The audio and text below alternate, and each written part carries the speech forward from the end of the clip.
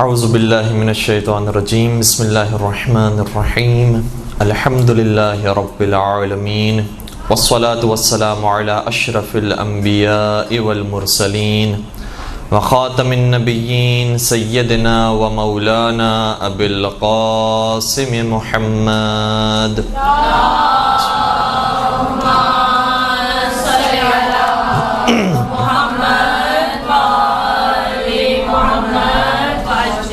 وعلى أهل بيته الطيبين الطاهرين المعصومين المظلومين الذين أذهب الله عنهم الرجس وطهرهم تطهيرا. اللهم صل على محمد وآل محمد وعجل فرجهم ولعنة الله على أعدائهم أجمعين. أما بعد فقد قال الله تبارك وتعالى في محكم كتابه المجيد وفرقانه الحميد. بسم الله الرحمن الرحيم. محمد رسول الله والذين معه أشداء على الكفار رحماء بينهم تراهم ركعا سجدا يبتغون فضلا من الله ورضوانا. درود پڑھ دیجئے محمد و آل محمد.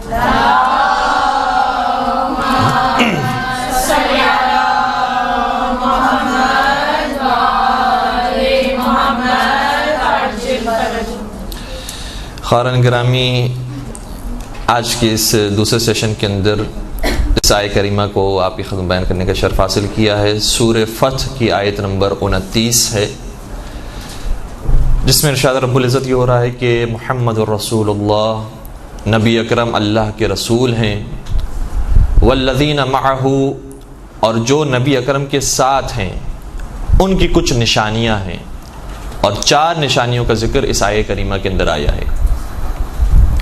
یہ 4 نشانیوں کو بیان کرنے سے پہلے ہم خود اپنے آپ سے ایک سوال کرتے ہیں کہ ظاہر سی بات ہے کہ نبی اکرم کے پیروکاروں کا، نبی اکرم کے ساتھ رہنے والوں کا، نبی اکرم کے چاہنے والوں کا ذکر ہو رہا ہے، تو ان 4 نشانیوں میں سے، 4 کوالٹیز میں سے کون سی کوالٹیز ہوگی جس کو عام طور پر ہمارے ذہن میں آتا اور بیان کی جاتی ہے؟ فرض کیجئے کہ نبی کے جو پیروکار ہیں، جو شیعہ ہیں، جو مسلمان ہیں، ان کی نشانی یہ ہوتی ہے کہ وہ نماز روزوں کے پابند ہوتے ہیں. یہ کوالٹی ہو سکتی ہے بیان کی گئی ہو. کیا یہ کوالٹی بھی بیان کی جا سکتی ہے کہ وہ یہ خصوصیت بھی رکھتے ہیں کہ وہ جہادی ہوتے ہیں، جہاد پر جانے والے ہوتے ہیں، جنگجو ہوتے ہیں اور بہادر ہوتے ہیں؟ ہو سکتا ہے یہ کوالٹی بیان کی گئی ہو. لیکن جو اب میں آپ کی خدمت میں 2 اور کوالٹیز بیان کروں گا، اس کے بارے میں تھوڑا سا ہمیں سوچنے کی ضرورت ہے کہ کیا یہ بھی کوالٹیز بن سکتی ہیں نبی اکرم کے پیروکاروں کی کہ وہ بزنس مین اور کاروباری لوگ ہوتے ہیں؟ شاید چوک جائے انسان کہ یہ کیسی کوالٹی ہے. یہ تو دنیا والوں کا کام ہے، دنیا پرستوں کا کام ہے کہ جو بزنس کرتے ہیں اور کاروبار کرتے ہیں. اور چوتھی، کیا یہ کوالٹی بھی ہو سکتی ہے کہ وہ ہنسنے ہنسانے والے لوگ ہوتے ہیں؟ تو یہ 2 آخری کی کوالٹیز شاید انسان کو تھوڑا سا تعجب میں مبتلا کر دے کہ کیا یہ ہوگی یا نہیں ہوگی. بظاہر تو مشکل لگتا ہے، لیکن قرآن کریم نے ان 4 کوالٹیز کو بیان کیا ہے کہ 4 کوالٹیز نبی اکرم کے سچے پیروکاروں کی ہے. سب سے پہلی خصوصیت یہ ہے کہ اشداء علی الکفار، کافروں کے اوپر بہت شدید ہیں، بڑے سخت ہیں کافروں کے مقابلے میں. اور یہ بھی کبھی کبھار اپنے اندر ہمیں کمی محسوس ہوتی ہے کہ کافروں سے تو کبھی کبھار لوگ خندہ پیشانی سے پیش آ رہے ہوتے ہیں، یہ تو ہمارے سر کا تاج ہیں، جیسے ان سے تو بڑا حسین اور بڑا جو ہے وہ شریف انسان ہمیں کوئی ملتا ہی نہیں ہے. اور اپنے جو مسلمان بھائی ہیں یا مومنین ہیں، ان سے انسان دوری سے دوری اختیار کیا جا رہا ہے اور کٹ کر رہ رہا ہے. دوسری صفت ان کی یہ ہے کہ رحماء بینہم، آپس میں ایک دوسرے کے لیے بہت مہربان اور رحیم ہیں اور بہت نرم مزاج ہیں، جس کو ابھی ہم مزید آپ کی خدمت بیان کریں گے اور ائمہ علیہ السلام کی سیرت کو بیان کریں گے. نہ صرف یہ کہ نرم مزاج ہیں، جس کو ہم صرف لفظی طور پر بیان کر جاتے ہیں، پریکٹیکلی گویا یہ ہیں کہ خود بھی مسکراتے ہیں اور مومنین کے لبوں پر بھی مسکراہٹیں بکھیرتے ہیں. تیسری صفت ان کی یہ ہے کہ رکعن سجدہ کہ یہ رکوع بہت کثرت کے ساتھ کرتے ہیں اور سجدے بہت کثرت کے ساتھ کرتے ہیں، کہ جو عام طور پر ہمارے یہاں بیان بھی ہوتا ہے کہ مومنین کی شان ہونی چاہیے۔ اور چوتھی اور آخری صفت یہ ہے کہ یبتغون فضلا من اللہ ورضوانا، اور یہ پروردگار کا رزق تلاش کرتے ہیں اور محنت مزدوری کرتے ہیں، کام کرتے ہیں تجارت کے ذریعے یا کاروبار کے ذریعے یا نوکری کے ذریعے، اور پروردگار کا رزق تلاش کرتے ہیں۔ تو اس کو بھی پروردگار نے مومنین کی صفات کے اندر شامل کیا ہے۔ تھوڑا سا مختصراً آپ کی خدمت میں معصومین علیہ السلام سے، اور بالخصوص چونکہ رمضان قریب ہے اور جو ماہ رمضان کا شہید ہے اور ہمارے اور آپ کے مولا اور آقا ہیں حضرت علی ابن ابی طالب علیہ السلام،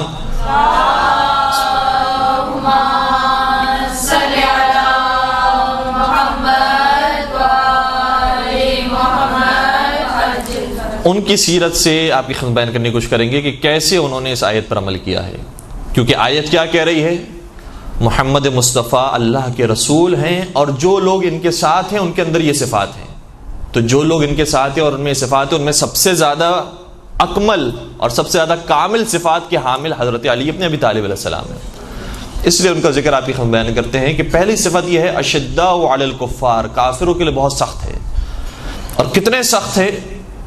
یعنی ویسے تو ہم ساری جنگوں کو اگر دیکھیں تو اگر کوئی نام ہر جنگ کے اندر سر فہرست نظر آتا ہے تو وہ فاتح خیبر خندق کا نظر آتا ہے، لیکن ایک آیت ایسی ہے جس پر صرف شاید علی مرتضیٰ نے عمل کیا اور کسی نے عمل نہیں کیا اور کوئی کر بھی نہیں سکتا۔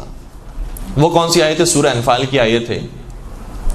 ارشاد یہ ہوتا ہے کہ فَشَرِّدْ بِهِمْ مَنْ خَلْفَهُمْ،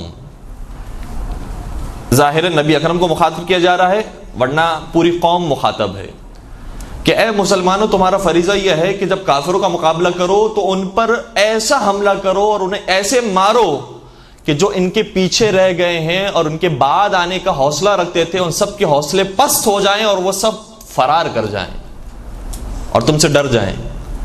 یعنی پہلی صف والوں کو ایسی شکست دو کہ بعد والی صفوں میں جرت ہی پیدا نہ ہو کہ وہ تمہارا مقابلہ کریں۔ یہ آیت کا ترجمہ فَشَرِّدْ بِهِمْ، یعنی پہلی صف والوں کے ذریعے منتشر کر دو۔ کس کو منتشر کر دو؟ من خلفہم، جو ان کے پیچھے آ رہے ہیں ان کو منتشر کر دو، ان کو بھگا دو۔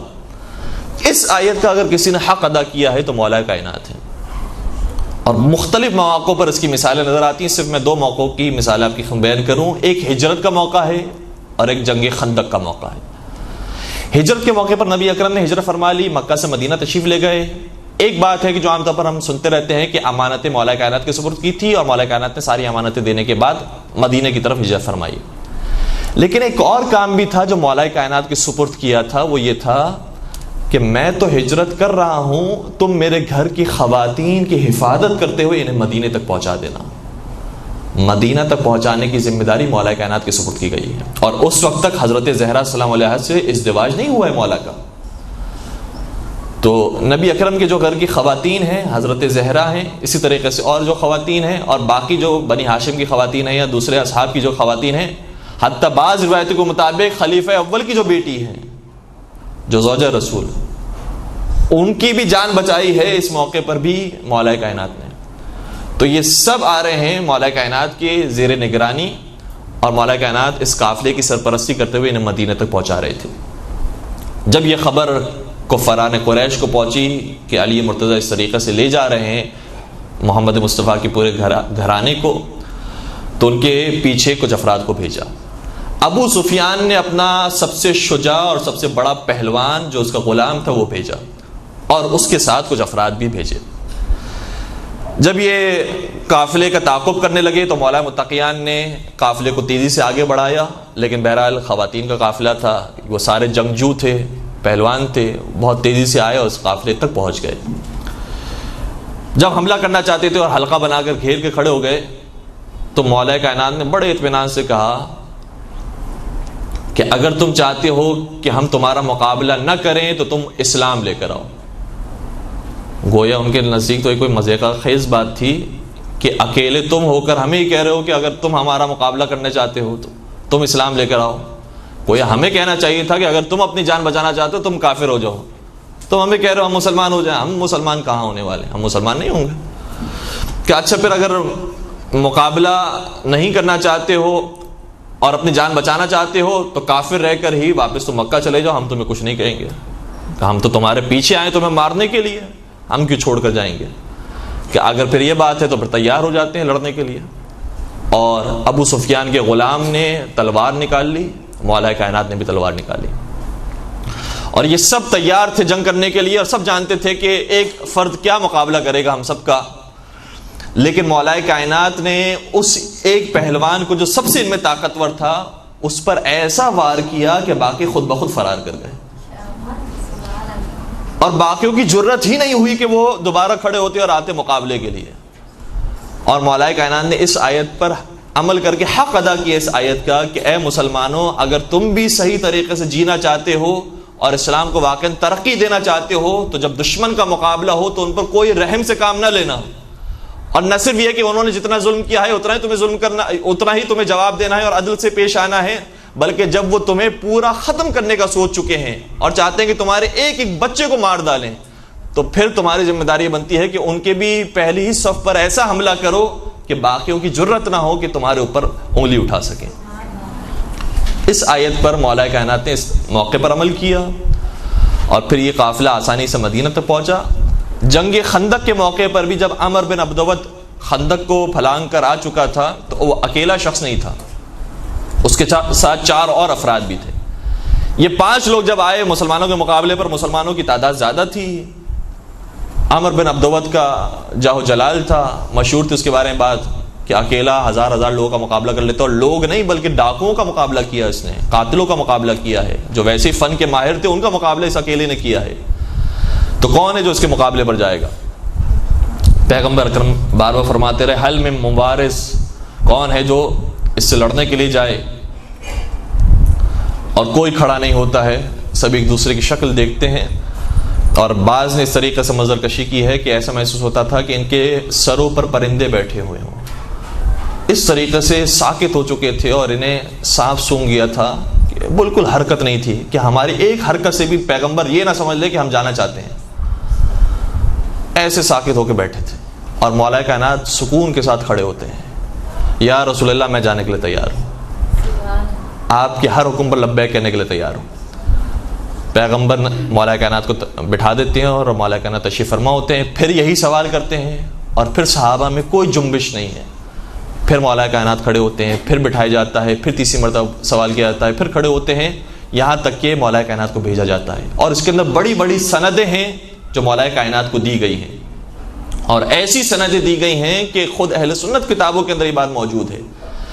ایک بڑا مشہور نام ابن ابی الحدید معتزلی کا، انہوں نے اپنی کتاب شرح نہج البلاغہ کے اندر اپنے استاد کے حوالے سے لکھا ہے کہ ان کے استاد سے کسی نے سوال کیا کہ خلیفہ اول کا مقام زیادہ تھا یا حضرت علی مرتضیٰ کا مقام زیادہ تھا، تو ان کے استاد نے جواب دیا کہ تم صرف خلیفہ اول کی بات کرتے ہو، سارے مہاجرین اور سارے انصار کو اگر ایک طرف کھڑا کیا جائے اور علی کی خندق میں ایک ضربت کو ایک طرف رکھا جائے تو وہی ایک ضربت سارے مہاجرین اور سارے انصار کے اعمال سے افضل ہے، وہ ایک ضربت. تو اس واقعے کو مختلف علماء کرام نے بیان کیا ہے. اس موقع پر جب بھیج رہے تھے تو فرمایا کہ برز الایمان کلہ الی الکفر، کل ایمان کل کفر کے مقابلے پر جا رہا ہے.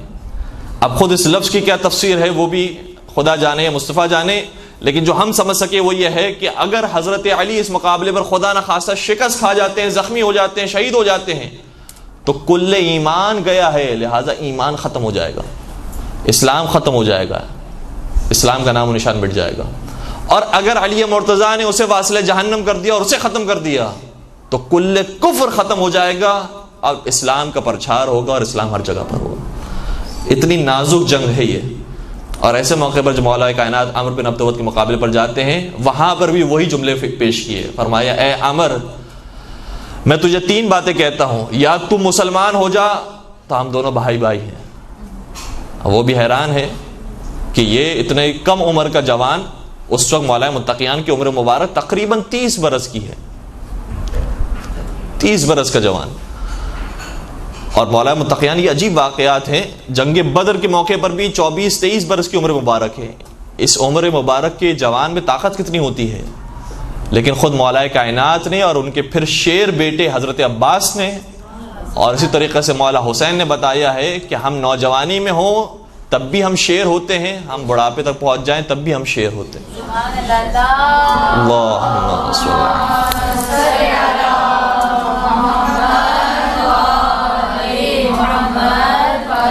علی تو پہلے کہا کہ تو مسلمان ہو جا، تو ہم دونوں بھائی بھائی ہیں۔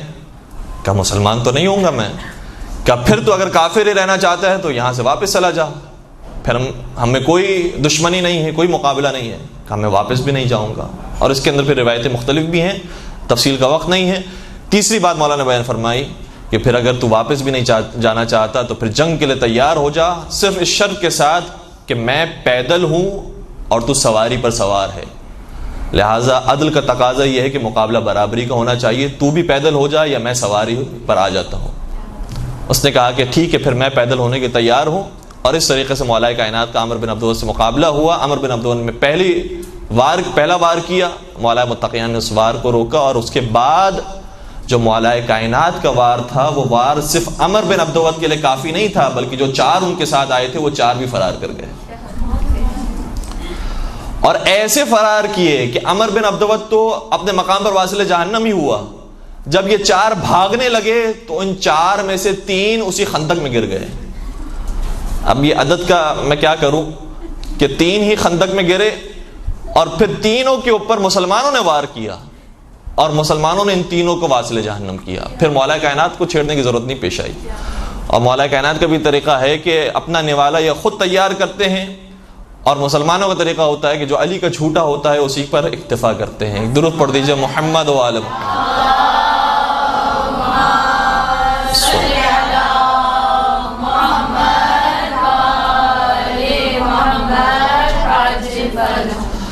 تو اس طریقے سے کافروں پر شدید ہیں، یہ مسلمانوں کی پہچان ہے۔ اچھا، بعض لوگ ایسے ہیں جن کے لیے بہت بات آسان ہے کہ ہاں ہمارے لیے کوئی مسئلہ نہیں ہے، ہم گن بھی اٹھا سکتے ہیں، ہم کلاشنکوف بھی اٹھا سکتے ہیں، ہمارے پاس ہتھیار ہیں، اسلحے ہیں، ہم سب کچھ استعمال کر سکتے ہیں، ہمارے لیے کوئی مسئلہ نہیں ہے۔ کیوں مسئلہ نہیں ہے؟ کیونکہ ان کے مزاج میں لڑنا ہے۔ تو جن کے مزاج میں لڑنا ہو ان کے لیے یہ بات تو آسان ہے، دوسری بات مشکل ہے۔ رحماء بینہم ان کے لیے مشکل ہے، آپس میں میل جول کرنا یہ بھی مومن کی نشانی ہے، تو وہ بھی کر سکتے ہیں۔ نرم مزاجی بھی اتنی ہے، اور جو نرم مزاج ہیں، جو پیار و محبت سے ہر ایک سے بات کرنے والے ہیں، ان کے لیے اس موقع پر سختی دکھانا بڑا مشکل ہے۔ صرف علی مرتضیٰ وہ واحد ایسے مزاج نظر آتے ہیں جو جہاں سختی دکھانا ہو اور جہاں دشمنوں کا مقابلہ کرنا ہو ان سے زیادہ کوئی سختی نہیں دکھا سکتا، اور جہاں پیار اور محبت سے بات کرنی ہو تو یتیموں کو دیکھ کر علی رونے لگتے ہیں۔ ایک مرتبہ بیت المال میں شہد آیا تو مولا متقیان نے نہیں فرمایا کہ میرے بیٹوں کو میری بیٹیوں کو آواز دے دو وہ آ جائیں اور شہد کھا لیں، انہوں نے کتنے عرصے سے نہیں کھایا ہوگا۔ فرمانے لگے یتیم بچوں کو بلاؤ، شہیدوں کے بچوں کو بلاؤ، جن کا کوئی سرپرست نہیں ہے، کوئی والی وارث نہیں ہے، ان کے بچوں کو بلاؤ۔ اور جب وہ بچے آئے تو نہ صرف یہ کہ انہوں نے شہد کھایا بلکہ خود مولا کائنات نے اپنے دست مبارک سے ان کے دہن میں اتارا ہے اور ایک ایک کو کھلایا ہے۔ اس قدر نرم مزاج بھی تھے، اور اس صفت کو حیران ہوتے ہیں لوگ۔ سید رضی نے اس صفت کو ذکر کیا ہے، ابن ابی الحدید معتزلی نے اس کے بعد آ کر اس صفت کو مزید کھولا ہے، اور پھر بہت سارے علماء نے اسی صفت کے اوپر گفتگو فرمائی ہے۔ یہ کیسی صفت ہے علی مرتضیٰ کے اندر؟ ہمیں کوئی شجاع نظر آتا ہے تو ہم اس کی شجاعت کا بڑا ذکر کرتے ہیں، وہ شجاعت کے اندر واقع معراج پر ہے۔ کوئی انسان نظر آتا ہے جو علم کی معراج پر ہے، بہت بڑا عالم دین ہے، ہم اس کی تعریف کرتے ہیں۔ کوئی ہمیں نظر آتا ہے جو بڑا کریم ہے، بڑا سخی ہے، ہم اس کی تعریف کرتے ہیں۔ کوئی ہمیں نظر آتا ہے جو بڑا عابد و زاہد ہے، ہم اس کی تعریف کرتے ہیں۔ لیکن ہم علی کا کیا کریں؟ علی سب سے بڑے عابد بھی ہیں، علی سب سے بڑے سخی بھی ہیں، علی سب سے بڑے شجاع بھی ہیں، علی سب سے بڑے زاہد بھی ہیں، علی سب سے بڑے کریم بھی ہیں۔ علی کے اندر ساری صفات موجود ہیں، علی مرتضیٰ کو کس طریقے سے بیان کریں؟ تو اس صفت کا نام سید رضی نے رکھا ہے، علی ذل ازداد کے مالک ہیں، یعنی متضاد صفات مولا کے اندر جمع ہو گئی، متضاد صفات۔ ورنہ یا انسان سخت مزاج ہوتا ہے تو ہر چیز میں سخت مزاج ہوتا ہے، یا انسان نرم مزاج ہوتا ہے تو ہر چیز میں نرم مزاج ہوتا ہے، لیکن علی کے اندر متضاد صفات موجود تھی۔ میں مؤدبانہ درس ادب جوڑ کر سید رضی سے بھی اور جو باقی بزرگان ہیں ان سے بھی کہوں گا جنہوں نے بعض نے تو بہرحال اس بات کو ذکر بھی کیا، اور خود سید رضی بھی اس بات کی طرف متوجہ ہے، میری اوقات کیا، میں حقیر سے طالب علم، لیکن بات کو سمجھانے کے لیے عرض کروں کہ مولا کائنات میں متضاد صفات موجود نہیں تھی، بلکہ صرف ایک صفت موجود تھی جو ساری صفتوں پر بھاری تھی، کہ علی خدائی رنگ میں رنگے ہوئے تھے۔ علی کی صفت الہی صفت تھی، جس طریقے سے پروردگار کافروں کو آتش جہنم میں جلائے گا، یزید، فرعون، نمرود، شداد جیسوں کو آتش جہنم میں پھینکے گا، اور اسی طریقے سے بہت سو کو جنت میں بھیج دے گا، تو جس طریقے سے پروردگار کافروں پر قہر ڈھانے والا ہے اور اب مومنوں سے اور مسلمانوں سے اور صحیح نیک عمل انجام دینے والوں سے محبت کرنے والا ہے، ویسا ہی کردار مولا کائنات کا ہوتا تھا۔ تو مولا کائنات کے چند مظاہرے جو اشداء علی الکفار کی مصداق ہیں، دوسری طرف سے رحماء بینہم، آپس میں بہت محبت اور مہربان ہیں، یعنی یہ پہلوان بھی ہیں، یہ مہربان بھی ہیں۔ مہربان کتنے ہیں؟ مولا کائنات کا یہ طریقہ رہا، اور کئی سارے واقعات ہیں اس حوالے سے، اور بلکہ یہ سبب بھی بنا مولا کائنات کی خلافت کے چھننے کا، کہ مولا کائنات مزاح بہت فرمایا کرتے تھے، مزاح بہت فرمایا کرتے تھے، اور یہ بڑی خصوصیت ہے، انسان کے اندر یہ خصوصیت ہونا چاہیے۔ بعض لوگ یہ سمجھتے ہیں کہ جب فلاں شخص مدرسے میں چلا گیا، حوزے میں چلا گیا، قم چلا گیا، نجف چلا گیا، امامہ سر پر آ گیا، انہوں نے خطابت شروع کر دی، انہوں نے لباس پہن لیا عالموں کا، اب ان سے گفتگو نہیں کی جا سکتی، بڑے سخت ہو گئے ہیں، ان سے اگر بات بھی کریں گے سوال کرتے ہوئے ڈر لگتا ہے۔ اگر ایسی صفت انسان پیدا کر رہا ہے تو معاشرے میں اور دین کا نام خراب کر رہا ہے۔ کیا نبی اکرم کا کردار تھا؟ کیا مولا کائنات کا کردار تھا؟ مولا کائنات سے بڑا عالم کون ہوگا؟ انہوں نے کیا مزاج پیش کیا ہے، ان کا کیا مزاج تھا، ویسا مزاج ہونا چاہیے۔ مولا متقین ایک مرتبہ شیخین کے درمیان موجود تھے۔ شیخین کے بارے میں شاید آپ جانتے ہوں گے یقیناً کہ ان دونوں کا قد بہت زیادہ دراز تھا، بڑے قد کے مالک تھے، درمیان میں مولا کائنات تشریف فرماتے۔ ان میں سے کسی نے مذاق میں مولا کائنات سے کہا کہ اے علی، تمہاری مثال تو ہمارے درمیان ایسی ہے کہ جیسے لنا میں نون کا نقطہ ہوتا ہے۔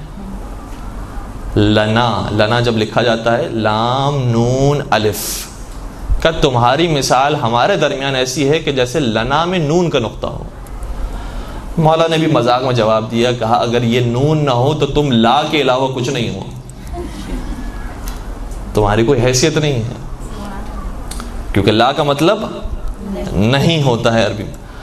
تو مولا متقیان بھی مزاح فرمایا کرتے تھے، اور اسی طریقے سے دوسرے لوگ بھی مزاح کیا کرتے تھے۔ پیغمبر اکرم کی زندگی میں مزاح ملا، پیغمبر اکرم کے ساتھ بھی مولا کائنات تشریف فرماتے، یہ مشہور واقعہ بھی ہے، اور کبھی کبھار لوگوں کے ذہنوں میں سوال بھی آتا ہے، لیکن میں اس کی طرف نہیں جاؤں گا کہیں ذہن مشوش نہ ہو جائے، کہ پیغمبر اکرم بھی کھجور تناول فرما رہے تھے، مولا کائنات بھی کھجور تناول فرما رہے تھے۔ پیغمبر اکرم مزاح کرتے ہوئے اپنی گٹلیاں مولا کائنات کے سامنے رکھ دیتے تھے، اور ساری گٹلیاں مولا کائنات کے قریب جمع ہو گئی۔ پھر جب کھجوریں ختم ہوئی تو نبی اکرم نے مولا کائنات سے مخاطب ہو کر فرمایا کہ یا علی انک لاکول، علم تم کتنا کھاتے ہو، کتنی کھجوریں تم نے کھا لی؟ تو مولا متقیان نے جواب دیا، دیکھیں ادب اپنے مقام پر، اور کتنا خوبصورت مزاحیہ جواب دیا ہے۔ مولا کائنات نے فرمانے لگی الاکول من اکل الرطب والنوا، زیادہ کھانے والا تو وہ ہے کہ جس نے کھجوریں بھی کھا لی اور گٹلیاں بھی کھا لی۔ یہ نہیں فرمایا کہ خدا نخواستہ آپ زیادہ کھانے والے اور آپ نے کھا لی، کہا کہ زیادہ کھانے والا تو وہ ہے جس نے دونوں چیزیں کھا لی۔ اور اس طریقے سے صرف مولا کی زندگی میں اور نبی اکرم کی زندگی میں نہیں، اصحاب بھی مزاح فرمایا کرتے تھے، اور یہ اس ماحول کے اندر مزاح ہو رہا ہے جب جنگیں بھی ساتھ ہو رہی ہیں، جنگ بدر ہے، جنگ احد ہے، جنگ خیبر ہے، جنگ خندق ہے، جنگ حنین ہے، جنگ تبوک ہے، ساری پریشانی اپنے مقام پر۔ پیغمبر اکرم کی ہجرت مکہ سے اور لوگوں کی، مسلمانوں کی دنیا جہاں سے ہجرت ہے مدینہ کی طرف، ابھی ہمارے درمیان ایک تھوڑی سی انڈیا اور بھارت اور پاکستان کی تھوڑی سی جنگ ہو گئی تھی، سب کے اوسان خطا ہو گئے، سب نے دعاؤں کے اتنے میسیجز کیے، خدا را یہ جنگ نہ ہو، ہماری جانیں بچ جائیں، ہم وہاں پر ہیں، ہم وہاں پر ہیں، تو پریشانی کیفیت ہو گئی۔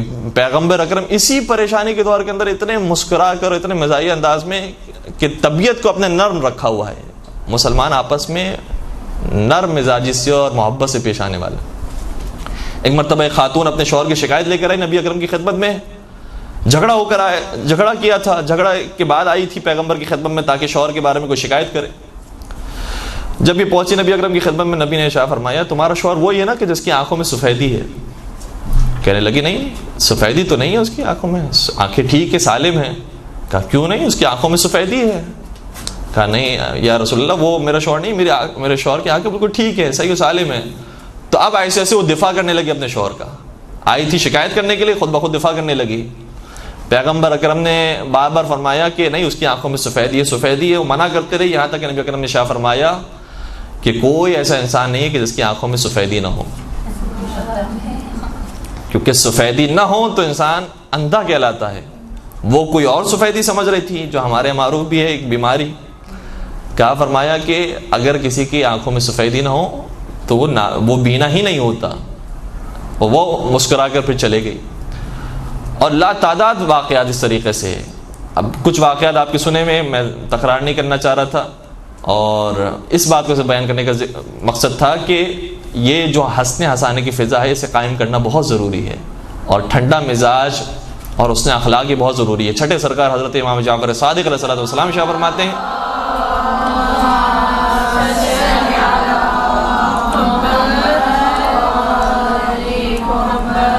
اپنے ایک صحابی یونس شیبانی سے مخاطب ہو کر سوال کیا، کہا یہ بتاؤ آپس میں تم لوگ کتنا مذاق کرتے ہو؟ عرض کرنے لگا کہ فرزند رسول ہم تو مذاق ہی نہیں کرتے، بہت کم، کبھی کبھار، بہت مشکل سے۔ چھٹے سرکار کو جلال آیا، فرمانے لگے ان المداعبۃ من حسن الخلق، ایک دوسرے سے ایک ساتھ ہنسی مذاق کرنا یہ حسن اخلاق میں سے ہے، لہٰذا یہ کام کیا کرو، کثرت کے ساتھ کیا کرو، اور آپس میں ایک دوسرے کو ہنسایا کرو، خوش رہا کرو، یہ حسن اخلاق میں شامل ہے۔ تو یہ حسن اخلاق میں البتہ اس کی حدود و قیود ہے اپنے مقام پر، جس طریقے سے حتیٰ نماز کی حدود و قیود ہے۔ ایسا نہیں ہے کہ جب یہ چیز اچھی ہے تو صبح سے لے کر شام تک یہی کام کرتا رہے انسان، اس کی حدود و قیود ہے۔ ایک مقولہ ہے، اور ہو سکتا ہے کہ وہ روایت کا بھی جملہ ہو، آیت اللہ ناصر مغانم شیرازی نے بھی اپنی کتاب کے اندر یہ ذکر کیا ہے۔ وہ جملہ یہ ہے کہ کتنا مزاح ہونا چاہیے انسان کی زندگی میں۔ فرمایا المزاح فی الکلام کالملح فی الطعام، گفتگو میں اتنا مزاح ہونا چاہیے جتنا کھانے میں نمک ہوتا ہے۔ نمک اگر زیادہ ہو جائے تو بھی کھانا بدمزہ ہو جاتا ہے، نمک اگر نہ ہو تو بھی بدمزہ ہو جاتا ہے۔ یہ نمک ہونا ضروری ہے تاکہ زندگی اچھی اور مناسب طریقے سے آگے بڑھ سکے۔ اور پیغمبر اکرم نے یہ ماحول رکھا، اور بہت بڑی بات ہے کہ نبی اکرم اس مقام پر سید الانبیاء ہونے کے باوجود، افضل البشر ہونے کے باوجود، عام افراد، عام لوگ بھی آتے تھے نبی اکرم سے مزاح کیا کرتے تھے، برا محسوس نہیں فرماتے تھے۔ ایک بادیہ نشی بار بار آتا تھا نبی اکرم کی خدمت میں، کوئی نہ کوئی تحفہ لے کر آتا تھا۔ جب وہ تحفہ لے کر آتا تھا تو تھوڑی دیر تک تو وہ تحفہ نبی اکرم کی خدمت میں ہوتا تھا، تھوڑی دیر کے بعد آ کر کہتا تھا نبی اکرم سے کہ آپ نے جو چیز مجھ سے خریدی اس کے پیسے دیں۔ تو پیغمبر مسکرایا کرتے تھے۔ اور ایک دن جب پیغمبر اکرم غمگین حالت میں تھے تو فرماتے ہیں کہ کاش وہ بادیہ نشیں آتا میرے پاس اور میرے مزاج کو بہتر کرتا، اس طریقے سے یاد فرمایا کرتے تھے۔ اور جناب ابو ہریرہ کے بارے میں بھی ایک واقعہ ہے کہ پیغمبر اکرم کی نالین مبارک کو انہوں نے اٹھا کر یا رہن کے طور پر رکھوائی، گروی رکھوائی یا بیچ دی، اور اس کے بعد کھجوریں کچھ لے کر آئے اور کھانے لگے۔ پیغمبر اکرم نے دیکھ لیا، ان سے کہا کہ کیا کھا رہے ہو؟ تو کہا کہ آپ کی جوتیاں کھا رہا ہوں۔ پیغمبر اکرم بھی سمجھ گئے اور اس مزاح کو برا محسوس نہیں کیا۔ کئی مرتبہ پیغمبر اکرم کے واقعات ہیں۔ ایک اور شخص جو مشہور تھا اس کام میں، نعیمان اس کا نام بیان کیا گیا ہے، بہت مذاق کیا کرتا تھا۔ ایک شخص شہد بیچنے کے لیے مدینہ میں داخل ہوا، اس سے شہد خریدا اس شخص نے، نعیمان نے، اور پیغمبر کے گھر میں آ کر پیش کیا اور کہا کہ یہ آپ کے لیے میں ہدیہ لے کر آیا ہوں۔ پیسے اس کو دیے نہیں تھے۔ جو شہد بیچنے والا تھا وہ آ کر پیغمبر کے دروازے پہ کھڑا ہو گیا، انتظار کرتا رہا کہ کون پیسے دے گا، وہ نعیمان دے گا یا نبی اکرم دیں گے، کون پیسے دے گا، انتظار کرتا رہا۔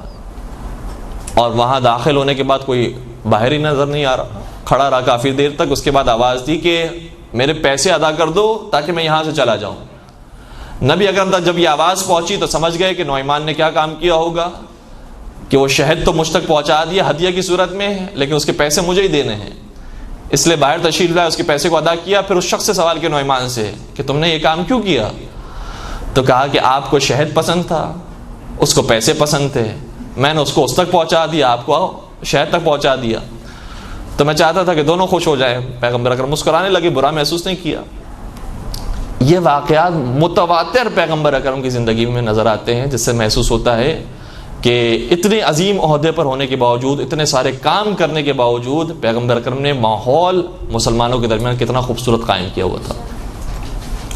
تو رحماء بینہم یہاں پر ہمیں نظر آتے ہیں، مولا کائنات ہوں یا باقی افراد ہوں، اور پیغمبر اکرم سب سے زیادہ بڑے مزاج کے اس مرحلے پہ نظر آتے ہیں۔ پیغمبر اکرم ہی کا جملہ یہ ہے کہ انی لامزح ولا اقول الا حقا، میں مزاح کرتا ہوں مگر میں حق کے علاوہ کبھی کوئی بات نہیں کرتا۔ جیسے وہ سفیدی والا واقعہ تھا، جھوٹ نہیں ہے اس کے اندر، مزاح فرمایا ہے لیکن جھوٹ نہیں ہے، حق کے علاوہ بات بیان نہیں فرماتے تھے۔ تو جو حدود ہیں مزاح کی، اس حدود کے اندر رہ کر انسان خوبصورت سے مزاح کرے، اور اگر مزاح نہیں بھی کر سکتا اور نہیں آتا ہے، ہر ایک کا مزاج الگ الگ ہوتا ہے، طبیعت الگ الگ ہوتی ہے، تو کم از کم مسکرا سکتا ہے، نرم لہجے میں بات کر سکتا ہے، نرم مزاجی سے گفتگو کر سکتا ہے۔ قرآن کریم کی آیت یہ ہے کہ قول معروف ومغفرۃ خیر من صدقۃ یتبعها اذی، اس صدقے سے بہت بہتر ہے کہ جس صدقے کے بعد تم اس صدقے کو جتلاتے ہو، اس سے بہت بہتر ہے کہ ایک پیاری سی اور خوبصورت سی بات کسی کو کہہ دو۔ اس سے فقیر کا، اس سے غریب کا دل زیادہ سنبھل جاتا ہے اور زیادہ وہ خوش ہو کے چلا جاتا ہے۔ تو ایک بات تو یہ کہ غلط بات انسان بیان نہ کرے، پھر سامنے والے کی کیپیسٹی کو دیکھ کر انسان مزاح کرے۔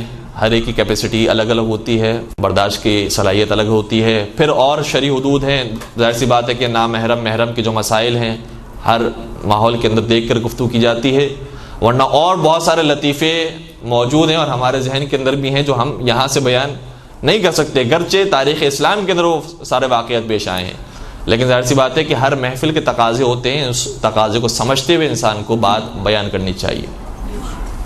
تو رحماء بینہم، مسلمانوں کی دوسری شان یہ ہوتی ہے کہ آپس میں محبت سے پیش آتے ہیں۔ تراہم رکعا سجدا، اور جب تم ان کو دیکھتے ہو تو یہ کثرت کے ساتھ رکوع کرتے ہوئے سجدے کرتے ہوئے نظر آتے ہیں۔ مولا متقیان سے بڑا عابد و زاہد کون ہوگا؟ اس قدر کثرت سے نمازیں پڑھنے والے تھے۔ چھٹے سرکار امام جعفر صادق علیہ السلام ارشاد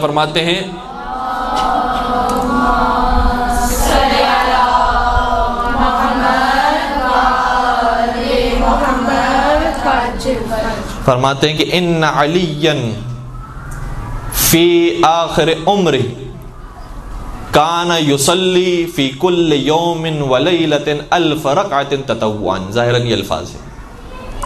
فرماتے ہیں کہ مولا متقیان اپنی زندگی کے آخری عمر میں 1000 رکعت نماز پڑھا کرتے تھے، اور اس 1000 کو انسان اسی وقت سمجھ سکتا ہے جب شب قدر میں 100 رکعت پڑھ کے دکھائے۔ تو وہ 1000 رکعت مولا متقیان نماز پڑھا کرتے تھے، اور کیسی نمازیں ہوتی تھی؟ ابو درداء کی روایت یہ ہے، کہتا ہے کہ ایک مرتبہ میں مدینے کے باغ سے گزر رہا تھا، رات کا وقت تھا، تاریخی اور پرانا زمانہ ہے جہاں پر رات ہوتے ہی لوگ سو جایا کرتے تھے۔ میں رات کے وقت ایک باغ سے گزر رہا تھا تو مجھے سرگوشیوں کی آواز آئی۔ میں اس آواز کی طرف گیا کہ یہاں پر ابھی کون بیٹھ کر باتیں کر رہا ہے اور کون جاگا ہوا ہے؟ تو میں نے کیا دیکھا کہ ایک شخص ہے جو رو رہا ہے۔ میں اس آواز کے اور قریب گیا تو کیا دیکھا کہ حضرت علی مرتضیٰ نماز پڑھ رہے ہیں۔ درخت کے پیچھے وہ چھپ گئے اور مولا متقیان کی نماز کو دیکھتے رہے۔ دیکھیں ہماری نمازیں کیا ہوتی ہیں، نماز ہو جائے بہت بڑی بات ہے، مولا متقیان کی نماز ایسی ہوتی ہے جو نماز ہی کے اندر درس سے پورا، نماز ہی کو دیکھے، مولا کو کچھ کہنے کی ضرورت نہیں ہے، ان کا عمل ہی بتا دیتا ہے کہ انسان نے کتنا سیکھا ہے، اور وہی درس ہو جاتا ہے انسان کے لیے۔ مولا متقیان گریہ فرماتے جا رہے تھے، یہاں تک کہ ابو درداء یہ کہتے ہیں کہ روتے روتے علی زمین پر گر گیا۔ میں ڈر گیا، میں نے کہا کہ کہیں علی مرتضیٰ کا انتقال نہ ہو گیا ہو۔ میں آگے گیا، مولا کو ہلایا تاکہ انہیں جگاؤں، انہیں زندہ کروں، کہ بہرحال اگر وہ بے ہوش ہو گئے تو جاگیں اور زندہ ہو جائیں۔ لیکن علی مرتضیٰ کھڑے نہیں ہوئے اور اسی بے ہوشی کی حالت میں تھے۔ میری چیخیں نکل گئی، میں گیا در سیدہ پر، اور جا کر میں نے فوراً سے بنت رسول کو بتایا کہ علی مرتضیٰ اس دنیا سے رخصت ہو گئے۔ جیسے شہزادی نے بات سنی، کہا کہ تم نے علی مرتضیٰ کو کہاں دیکھا؟ کہا میں نے نماز پڑھتے ہوئے ایک مقام پر دیکھا. کہا تم فکر نہ کرو، یہ تم نے ایک مرتبہ دیکھا ہے، میں ہر شب علی کو اسی طرح سے دیکھتی ہوں. اس طریقے سے گریہ فرمانے والے اور رونے والے. تو کچھ لوگوں کا مزاج جو عبادتوں کی طرف مائل ہوتا ہے ان کے لیے بھی بہرحال مشکل کام ہوتا ہے کہ اس کثرت کے ساتھ عبادت کرے، لیکن جن کا دل مائل نہیں ہوتا، عادت میں انشاءاللہ لانے کی کوشش کرے. ہم سب کو پروردگار توفیق دے کہ جو جتنی عبادت کا حق بنتا ہے کم از کم ہمارے استطاعت کے اندر ہے وہ ہمیں عبادت کرنے کی توفیق نصیب فرمائے. خود مولا متقیان کا جملہ یہ ہے کہ افضل العبادت غلبۃ العادہ، بہترین عبادت وہ ہے جس میں تم اپنی بری عادتوں پر غالب آ جاؤ. عادتیں چھوڑنا بہت مشکل کام ہوتا ہے. جس کی عادت میں ایک خاص طریقے سے نماز پڑھنا ہے اس کو تبدیل کرنا بڑا سخت ہے. جبکہ پتہ چل جاتا ہے کہ فلاں عبادت فلاں ذکر پڑھنے کا ثواب زیادہ ہے، فلاں کا ثواب اتنا نہیں ہے، لیکن پھر بھی جو عادت کے اندر ہے اسے تبدیل کرنا بڑا مشکل ہوتا ہے. عادت کو بنانا، اور یہ عمر جو جوانی کی عمر ہے اس کے اندر پھر بھی آسان ہے، نوجوانی کی عمر میں پھر بھی آسان ہے. جیسے جیسے عمر بڑھتے جاتی ہے بہت سخت ہوتا جاتا ہے. نماز شب کے لیے بیدار ہونا، تلاوت قرآن کریم پڑھنا، اس کے ترجمے کو وقت دینا بہت سخت ہوتا جاتا ہے. تو ابھی عمر ہے اپنے اخلاق کو بہتر کرنے کی، اپنی عادتوں پر کنٹرول کرنے کی. آخری بات کو بس بیان کروں اور بات کو ختم کر دوں. یبتغون فضلا من اللہ ورضوانا، اور ان کی آخری شان یہ ہوتی ہے کہ رزق حلال کماتے ہیں اور رزق پروردگار تلاش کرتے ہیں. مولا متقیان کے بارے میں یہ غلط نظریہ لوگوں کے دماغ میں موجود ہے کہ بہت مفلس تھے، نادار تھے، غریب تھے، فقیر تھے، ان کے پاس کچھ تھا نہیں. ایسی بات نہیں. مولا متقیان کے پاس بہت کچھ تھا. ایک تو وہ ہم معنی میں بیان کرتے ہیں کہ پورے کائنات کے مولا ہیں، وہ الگ مقام ہے، لیکن ظاہری طور پر بھی مولا کائنات کے پاس بہت کچھ تھا، لیکن کچھ بھی اپنے پاس نہیں رکھتے تھے، سب راہ خدا میں انفاق کرتے تھے. طلحہ اور زبیر نے ایک مرتبہ بات مشہور کر دی اور اشارے کے اندر یہ بات مولا کائنات تک پہنچ گئی کہ علی بہت غریب ہیں، بہت نادار ہیں، مفلس ہیں، ان کے پاس کچھ نہیں ہے. مولا نے کہا کہ اس سال جو ہماری فصل کٹے گی ان ساری فصل کو ایک جگہ پر جمع کرنا.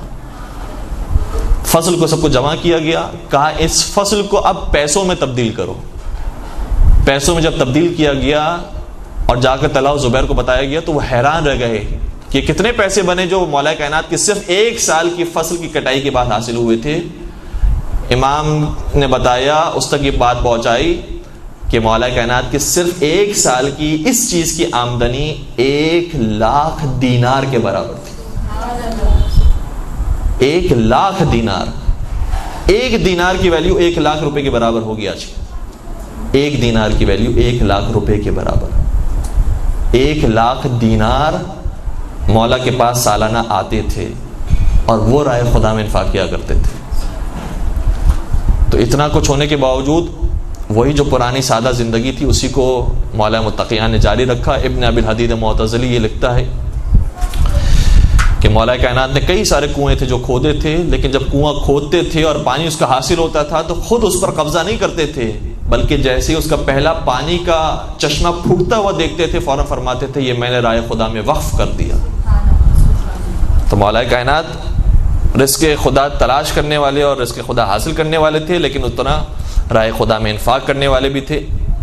اب ہمارے پاس وقت تقریباً ختم ہو چکا ہے، لیکن مجھے نہیں معلوم کہ اب مسائب بیان کرنے کا وقت ہے نہیں ہے. شاید بینس آپ کے یہاں پر 6 بجے آ جاتی ہے. اگر جانے کا وقت ہو گیا ہے تو مجھے بتا دیجیے، ہم یہیں پر ہی اپنے آرائز کو ختم کر دیتے ہیں. انشاءاللہ پروردگار سے دعا کرتے ہیں کہ جتنی باتیں کہی ہیں اس پر عمل کرنے کی توفیق نصیب فرمائے. سیرت محمد و آل محمد پر عمل پیرا ہونے کی توفیق نصیب فرمائے. محبت محمد و آل محمد کو ہمارے دلوں میں سرشار فرمائے. ان کی شفاعت سے ہم سب کو بہرمند فرمائے اور ان کی آخری حجت کے ظہور میں تعجیل فرمائے.